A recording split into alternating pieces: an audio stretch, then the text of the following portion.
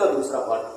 इसके पहले पार्ट में हमने पढ़ा था जीनोमैटिक म्यूटेशन के बारे में। जैसे कि हम सभी जानते हैं कि म्यूटेशन क्या होता है। म्यूटेशन एक ऐसा चीज है जिसके द्वारा कई प्रकार के रोग उत्पन्न होते हैं, और म्यूटेशन को उत्पन्न करने वाले कारक को हम म्यूटाजेन कहते हैं, ठीक है, जिसको हम कहते हैं म्यूटेंट।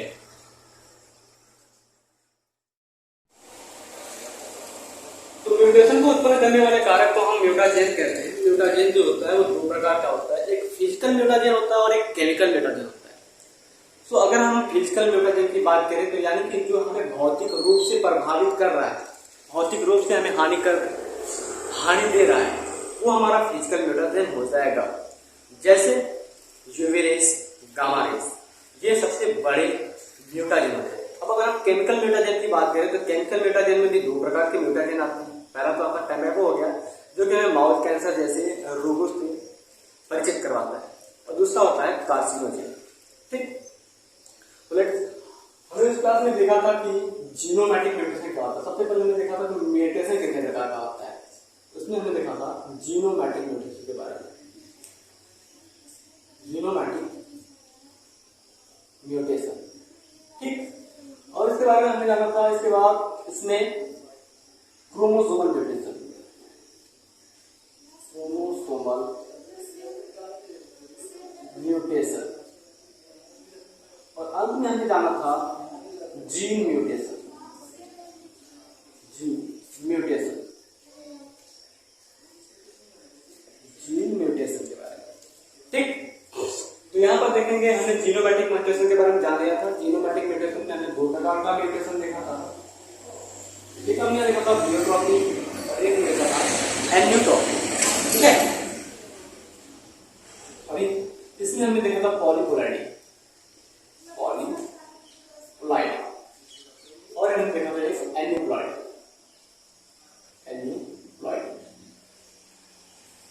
इन दोनों के बारे में हमने अच्छे से जान लिया था। तो आज हम बात करेंगे क्रोमोसोमल म्यूटेशन के बारे में। क्रोमोसोमल म्यूटेशन क्या होता है, गुणसूत्रीय उत्परिवर्तन क्या होता है, इसके बारे में हम बात करेंगे। तो लेट्स, अगर हम क्रोमोसोमल म्यूटेशन की बात करते हैं, गुणसूत्रीय उत्परिवर्तन की बात करते हैं, तो इसमें क्या होता है? इसमें ज्यादा कुछ नहीं होता, केवल और केवल गुणसूत्र में उत्परिवर्तन होता है। जीनोमैटिक म्यूटेशन में हमने बात किया था। जीनोमैटिक म्यूटेशन में हमने देखा था एक अगुणित गुणसूत्र की पूरी संख्या ही बढ़ गई थी, या फिर उसमें हुआ था कि एक या दो क्रोमोसोम बढ़ गए थे या वो बाहर चले गए थे जीनोमैटिक म्यूटेशन में। लेकिन आज हम बात करेंगे क्रोमोसोमल म्यूटेशन में, तो यहाँ पर ना तो गुणसूत्र की संख्या बढ़ेगी ना तो घटेगी। मतलब क्या है, ना तो क्रोमोसोम की नंबर जो है, नंबर ऑफ क्रोमोसोम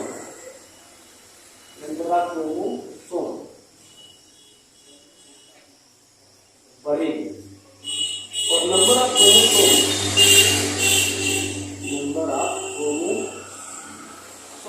ना तो घटेगी।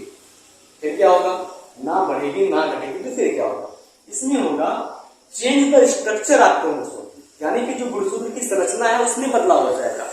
ठीक है, इसमें क्या होगा, गुणसूत्र की संरचना में बदलाव होगा, गुणसूत्र की संरचना में बदलाव होगा या परिवर्तन होगा। गुणसूत्र की संरचना में परिवर्तन होगा। कैसे होगा? सपोज दैट ये हमारा कोई गुणसूत्र है, ठीक, ये गुणसूत्र है और बहुत खुश है अपने जीवन में, इसका किसी का कोई टेंशन नहीं है, नाच गा रहा है, अच्छे से खुश है, इस प्रकार से। ठीक है, खुश है। अब जब तक इसको कुछ नहीं होगा, कोई मारेगा नहीं, कोई पीटेगा नहीं, तब तक ये दुखी नहीं होगा। इस समय ऐसा आता है, कुछ फिजिकल म्यूटेशन होते हैं, कुछ केमिकल म्यूटेशन होते हैं, जो इसको हानि पहुंचा देते हैं। क्या करते हैं, बेचारे की गर्दन ही तोड़ देते हैं, इसे गर्दन इसका तोड़ देते हैं, इसका गर्दन ही तोड़ देते हैं, और इसका गर्दन तोड़ करके नीचे की ओर लटक जाता है, तो ये दुखी हो जाता है। इस प्रकार से किसी का गर्दन टूट जाएगा तो वो दुखी हो जाएगा। इस क्रोमोसोम की क्या हुई, संरचना ही बदल गई। जो मनुष्य में गुणसूत्र की संख्या 46 थी, दैट मींस अगर हम पेयर की बात करें 23 पेयर, ठीक है, 23 पेयर जो थी वो 23 पेयर है, बट इसकी जो स्ट्रक्चर है वो चेंज होती है।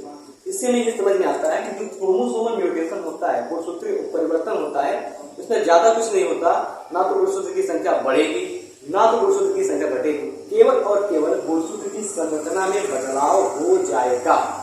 ठीक, आगे चलते हैं, देखते हैं कि जो हमारा क्रोमोसोमल म्यूटेशन होता है, गुणसूत्रीय उत्परिवर्तन होता है, वो कितने प्रकार का होता है और उन प्रकारों में क्या क्या होता है। अगर आप चाहते हैं इसको नोट करना तो इसको नोट कर लीजिए, इसका डेफिनेशन क्या होगा उसको मैं लिख देता हूं।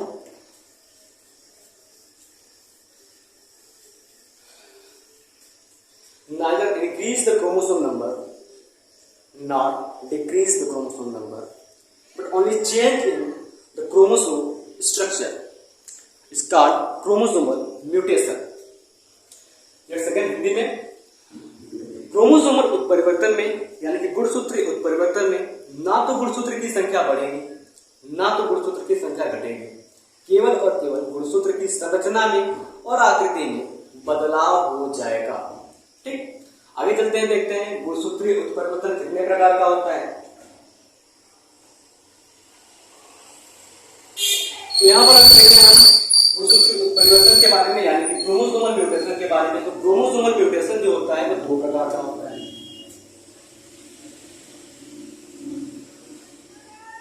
एक होता है इंट्रा क्रोमोसोमल म्यूटेशन और एक होता है इंटर क्रोमोसोमल म्यूटेशन। ठीक, क्या इंट्रा क्रोमोसोमल क्रोमोसोमल म्यूटेशन। दूसरा क्या होता है, दूसरा होता है inter chromosomal mutation. Inter chromosomal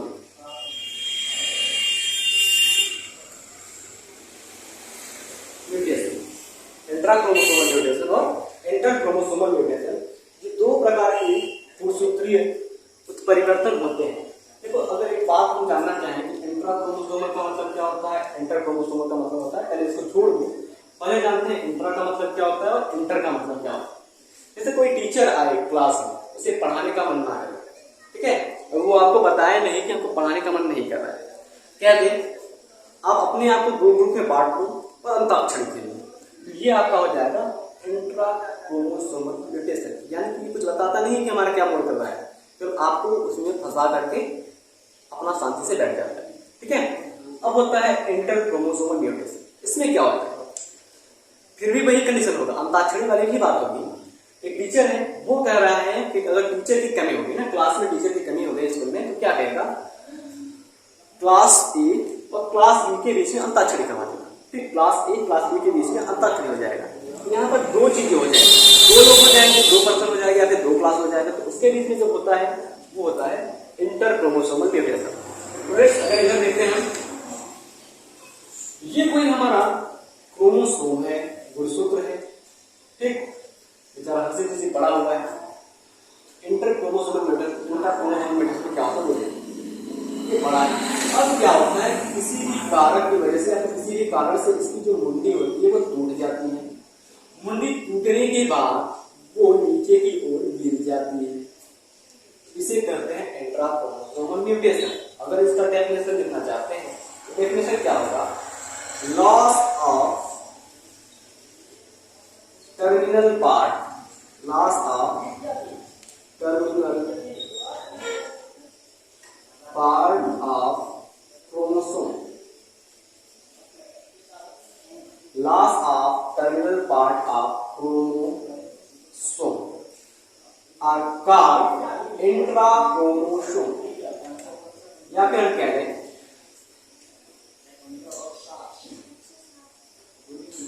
किसी भी गुणसूत्र का जो शीर्ष भाग है वो टूट कर गिर जाए, किसी भी गुणसूत्र का जो शीर्ष भाग है वो टूट कर गिर जाए और किसी को कोई हानि ना हो जाए, ठीक है, किसी के ऊपर वो ना जाकर गिरे, तो loss of terminal part of chromosome and not affect any other chromosome and does not affect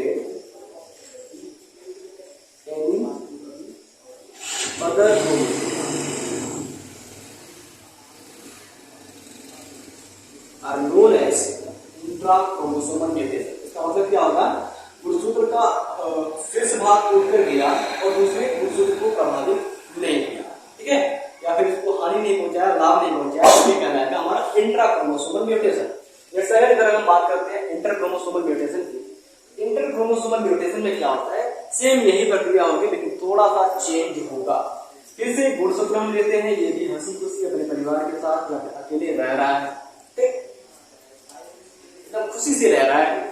अब किसी भी ये क्या हो गया, खुशी से पागल हो गया और इसका गर्दन जो है वो टूट गया, गर्दन इसका जो है वो टूट गया और इसका ध्यान कहीं और है।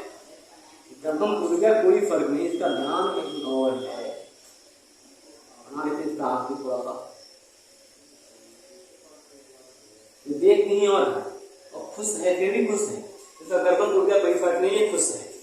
ये खुश है क्योंकि इसको पता है नीचे कोई खड़ा है मुझे पकड़ने के लिए, ठीक है, कोई पकड़ने के लिए नीचे खड़ा है।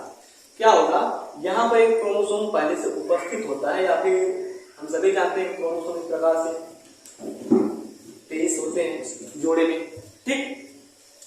तो जब ये इसका शीर्ष भाग टूटता है, शीर्ष वाला टूटता है, तो इस गुणसूत्र के ऊपर, इस गुणसूत्र के ऊपर आकर के, इस गुणसूत्र के सिर के ऊपर आकर के गिर जाता है, जुड़ जाता है, ठीक। इस प्रकार से इस गुणसूत्र के ऊपर आकर के जुड़ जाता है।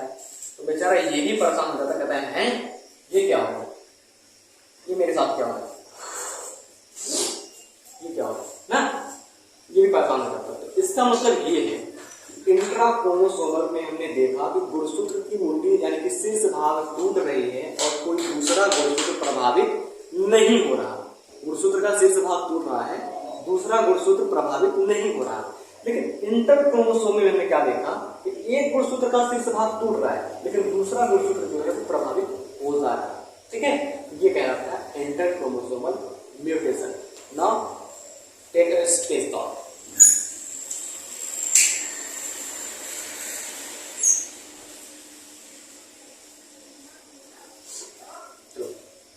आगे देखते हैं हम इंट्रा क्रोमोसोमल म्यूटेशन के टाइप्स को। देखो इतना तो पहले आप नोट कर लो, आई होप इतना आपको समझ में आ गया होगा। लेट्स आगे हम देखते हैं इंट्रा क्रोमोसोमल म्यूटेशन जो होता है वो कितने प्रकार का होता है, उसमें क्या क्या होता है।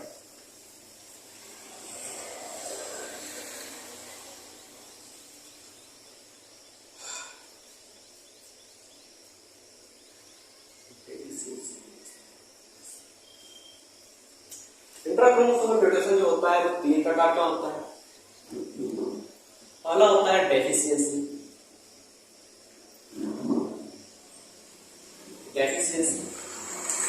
दूसरा होता है डिलीशन, तीसरा होता है इन्वर्जन तो थोड़ा सा इन्वर्स, ठीक। Deficiency, deletion, inversion.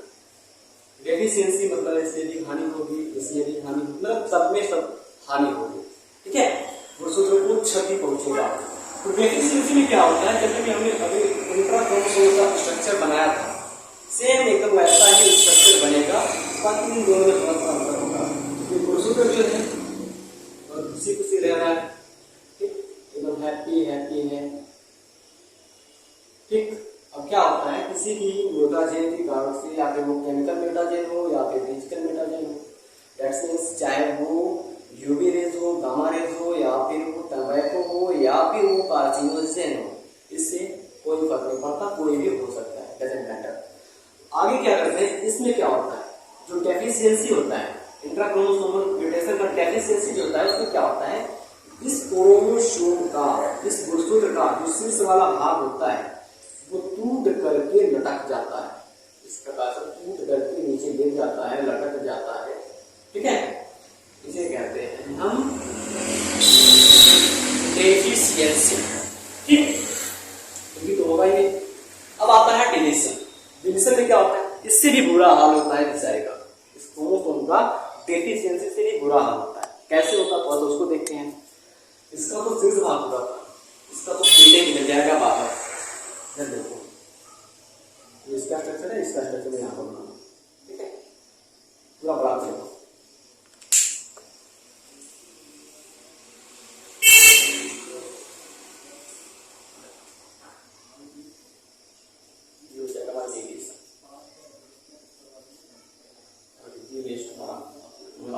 जाएगा इन्वर्सन। ठीक। अब अगर हम बात करते हैं डिवीजन की, तो डिवीजन में क्या होता है, हमने बताया कि इससे भी बुरा हाल होने वाला है, ऐसे चलेगा। ये क्रोमोसोम है, बहुत खुश है अपनी जिंदगी में, नाच गा रहा है टन टन टन टन, इस प्रकार से नाच गा रहा है बेचारा, नाच गा, ठीक है, कह रहा हम तो ठीक है, हम कुछ नहीं होगा, लेकिन इसको कहाँ पता है कि इसका पेट ही टूटने वाला है, गर्दन नहीं टूटेगा, पेट ही कर करके बाहर हो जाता है। इसमें क्या होता है, इसका ये जो पेट वाला भाग होता है, बीच वाला हिस्सा होता है, मध्य भाग होता है, वही टूट जाता है। इस प्रकार से यही टूट जाता है मध्य वाला हिस्सा ही। मध्य वाला हिस्सा टूटने के बाद क्या होता है, इसको अलग निकल जाता है, इस प्रकार से भी अलग होता है। ठीक, ये कहलाता है आपका डिलीशन।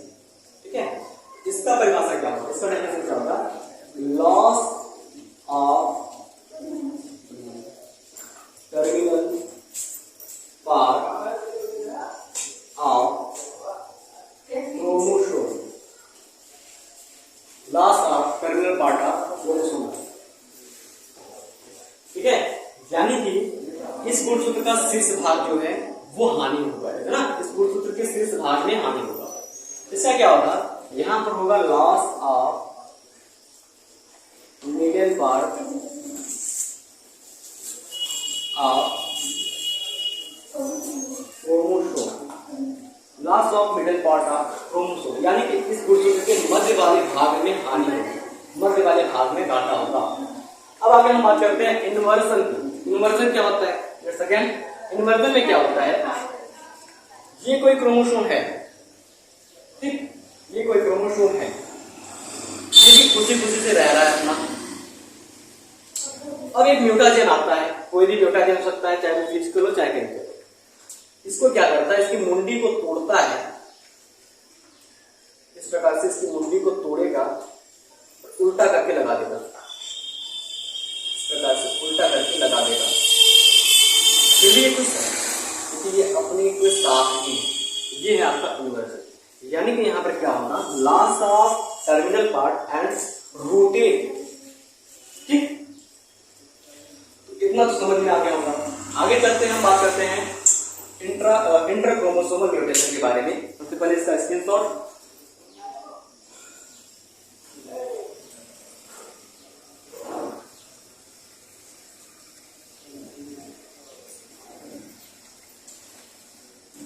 तो अगर आगे हम इंटर क्रोमोसोमल म्यूटेशन की बात करें तो यहाँ पर ये दो प्रकार का होता है।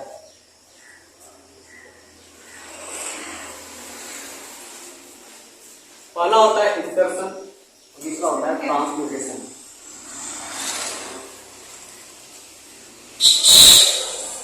इंसर्शन, दूसरा होता है ट्रांसलोकेशन। ठीक है, इंसर्शन और ट्रांसलोकेशन, इसमें क्या होता है, बहुत सिंपल सा प्रोसेस से समझ में आ जाएगा।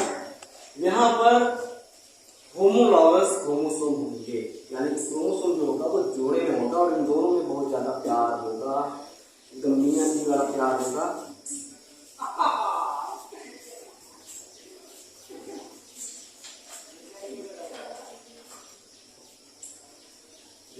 ये नाच गा रहा है। अब इसमें क्या होगा, क्या पता इसका जो शीर्ष वाला पार्ट भाग है, इसका जो मुंडी है ये टूटता है, इसका जो मुंडी होता है ये टूट जाता है और टूट करके इस वाले क्रोमोसोम पर आ जाता है, इस वाले क्रोमोसोम पर आ जाता है। ठीक है, तो ये कहलाता है इन्वर्सन।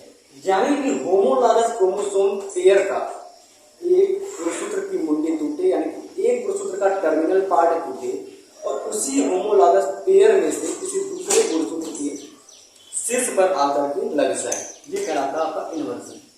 अब दूसरा बात करते हैं ट्रांसलोकेशन। इसमें भी होमोलॉगस पेयर के क्रोमोसोम होंगे, होमोलॉगस पेयर के भी क्रोमोसोम होंगे। ठीक, ये भी खुश रहेंगे। अब क्या होता है, इसमें थोड़ा सा अलग हो जाएगा और अजीब होगा। इसका शीर्ष वाला भाग टूटेगा, इसका शीर्ष वाला भाग टूटेगा और इसके ऊपर ना लग करके किसी और क्रोमोसोम के शीर्ष पर आ जाएगा, किसी और होमोलॉगस क्रोमोसोम के पेयर के सिस पर आ जाएगा तो ये अचंभित हो जाएगा कि हैं ये मेरे साथ क्या हो रहा है, इस प्रकार से ये।